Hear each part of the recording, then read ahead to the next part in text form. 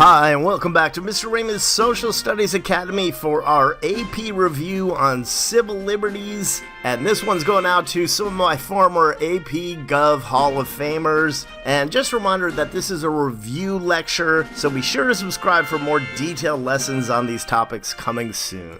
In this lecture and our next, we're going to cover civil liberties and civil rights. And think of civil liberties that we'll talk about today as protections for individuals, while civil rights protect groups of people.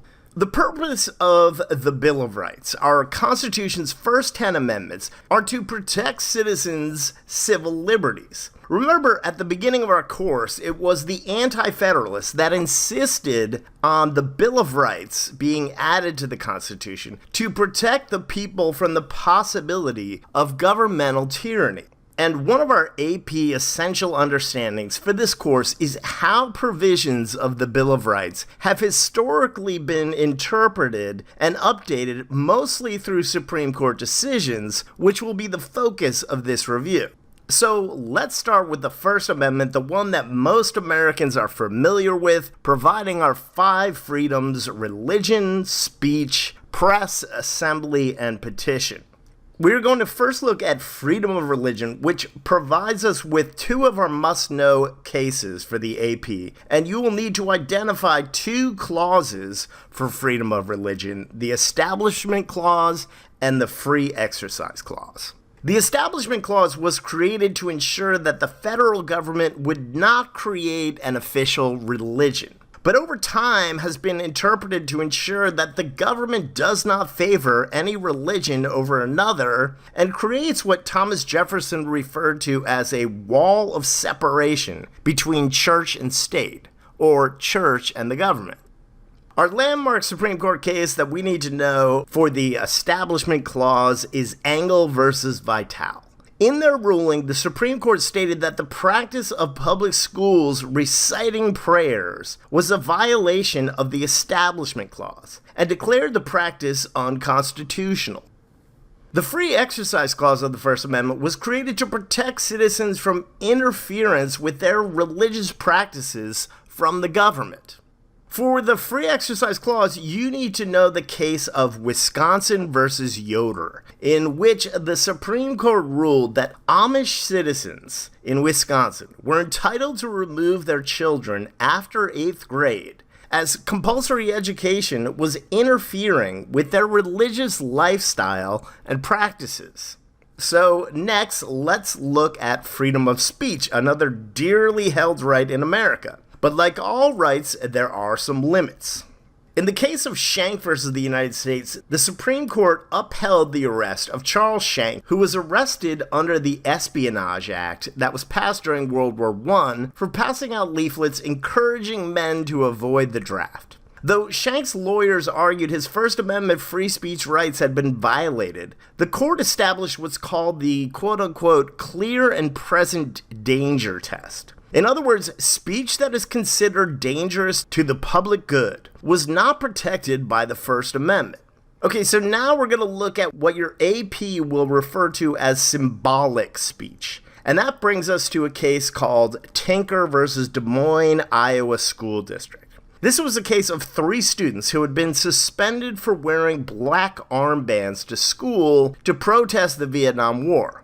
In the Supreme Court ruling, they expanded free speech to the concept of freedom of expression, that speech could be more than just words, and that even students in the school setting were entitled to civil liberties. Meanwhile, freedom of the press is the focus of a case that also took place during the Vietnam War, and this was the case known as the New York Times versus the United States. The Times had been releasing classified documents referred to as the Pentagon Papers, and the government claimed a concept known as prior restraint, or the right to block publication of an article prior to going to press of stories that involve classified information.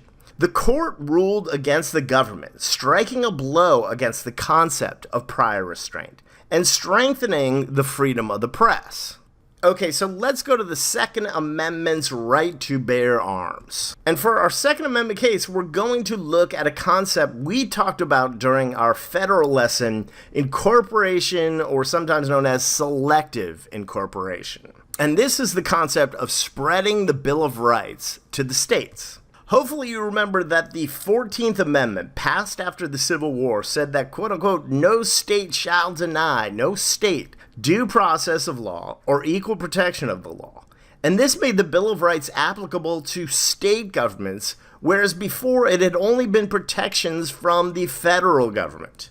The Second Amendment concept of the right to bear arms for self-protection was incorporated to state laws in a case called McDonnell versus Chicago, after the city had enacted strict gun laws, thus providing a precedent against some firearms legislation. Okay, so our next big area of civil liberties are mostly due process amendments and associated Supreme Court cases. And remember, due process includes the procedures that the government must abide by, most frequently with those accused of a crime. We'll start by looking at the Fourth Amendment, which protects individuals from unreasonable search and seizure.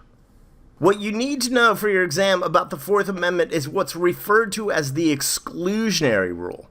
And this goes back to a former AP required case called Mapp versus Ohio, after an Ohio woman was arrested by police who had used a fake search warrant. The Supreme Court established the principle of the exclusionary rule that all evidence found in an illegal search must be excluded from criminal court cases. For the Fifth Amendment, which includes a variety of protections, you want to know your facts about the Miranda versus Arizona case, which involved a person's right not to incriminate themselves during police interrogation. And this is part of the Fifth Amendment. You're probably familiar with the Miranda warning, in which a suspect must be informed of their rights, including the right to remain silent from the Fifth Amendment, where you do not have to incriminate yourself, as well as the Sixth Amendment's provision entitling suspects the right to a lawyer.